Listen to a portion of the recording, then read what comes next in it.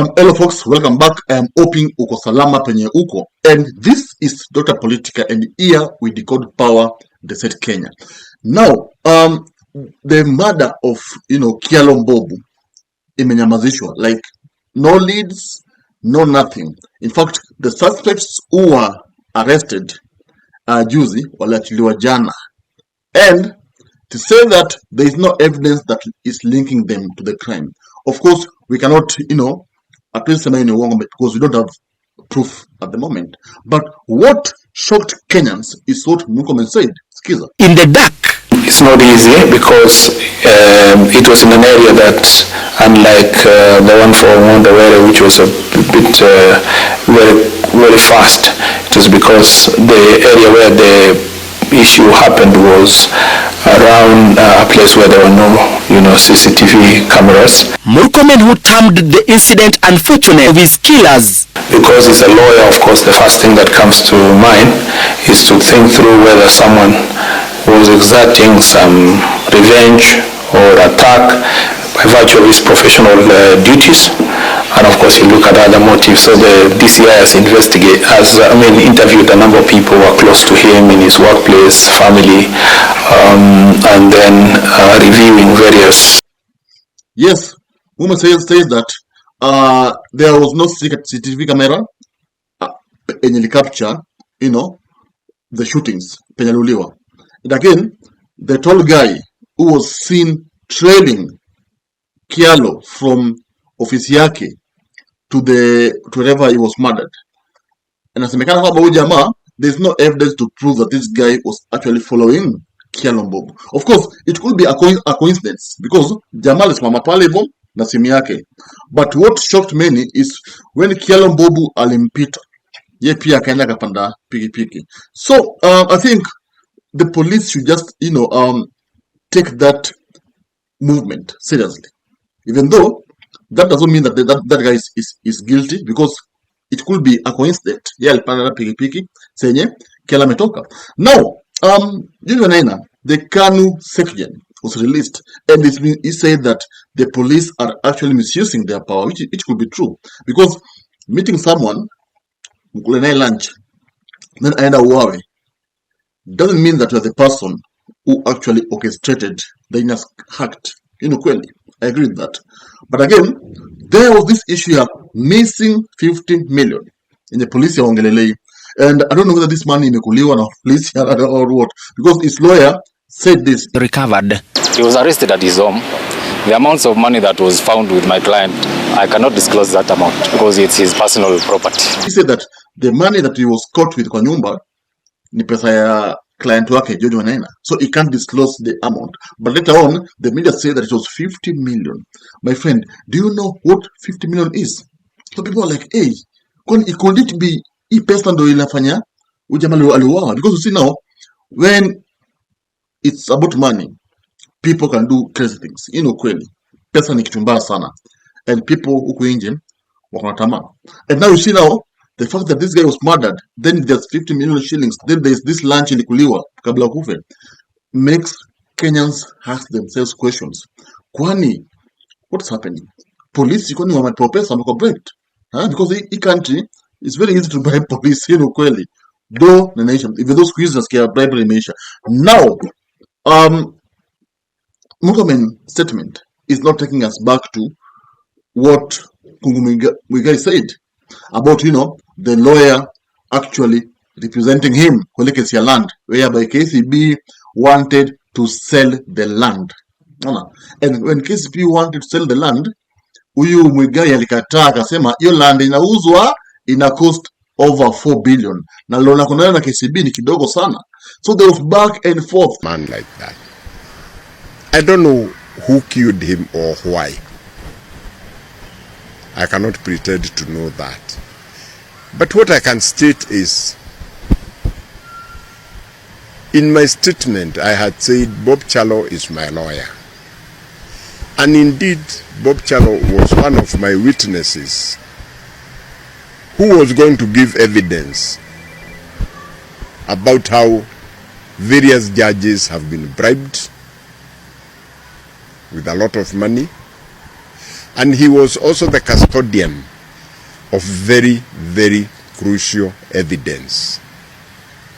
He was holding 4 affidavits from our witnesses who either participated or were privy to the giving of bribes to the judges. He was also a custodian of 2 audio recordings which were actually recorded when these judges were being bribed. It's a sad day, indeed a very sad day for this country, that we can lose somebody of the caliber of Kyallo. And this lawyer, Kyallo Mbabu'S, had evidence that Supreme Court judges were corrupt, walikuwa wamelipwa, wainterfere na hii kesi. Unaona? So, ni mara mbili, either side yao wenye waliachiliwa jana, or this idea, you see, ya land.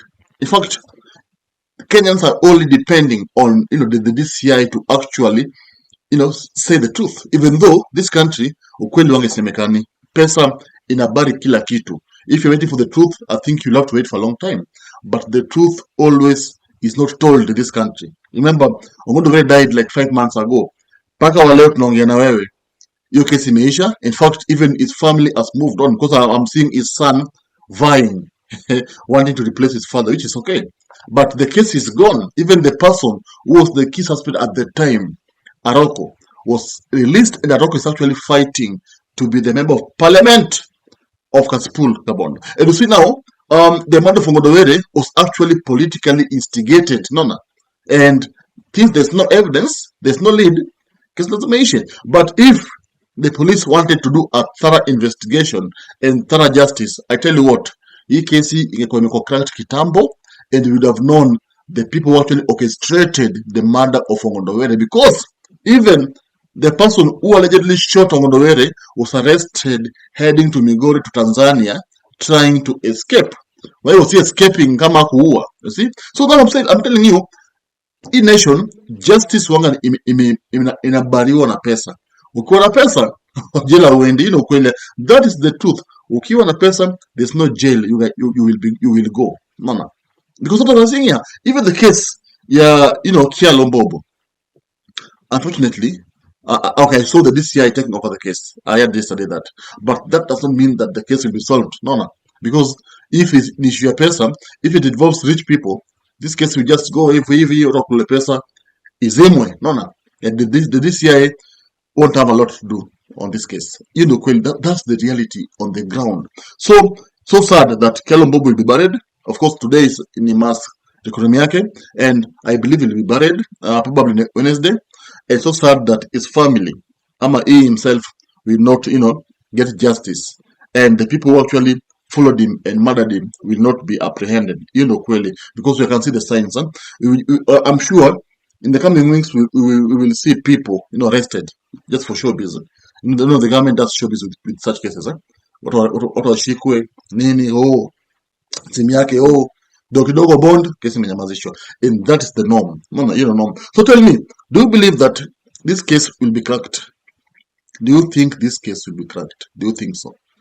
Do you think, eventually Kenyans will get to know who actually ordered the following of this lawyer, to the point of ye kutandiko marisasi kama ako almost kufika nyumba yake? Because even Gachagua is saying saizi au kama leaders, they are afraid, wakiona ndudhi wanajificha. Gachagua said that, skiza, yes, wakiona ndudhi wanajificha because they don't know maybe this ndudhi guy has been sent to actually eliminate them.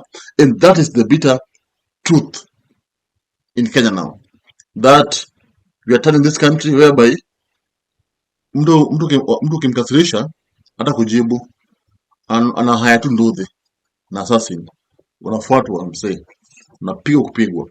So unfortunate. It is so unfortunate. Now tell me, you believe that it is going to happen, justice will happen, like this guy will actually get justice and the people who killed him will not go scot-free? Do you believe that will happen? Of course, subscribe and we meet here next time. We have this amazing content. Keep be subscribed, like, so that you'll be the first person who will always, get this information as soon as we post them on our social media, on our YouTube channel. Because come on, subscribe, you want to get it instantly. You will be hearing from other people. But for you to get these stories instantly, just hit the subscribe button, hit the notification bell so that it notifies you whenever we post them on our YouTube channel. Then by that, you will be updated and you'll get to know what actually happens in our nation. Thank you for watching. Thank you for support, and you have a blessed day. Thank you. If you love politics, then Dr. Politica is your cup of tea. The place for minds that think. If you are watching this from anywhere else, search the name, hit subscribe, and stay sharp with us.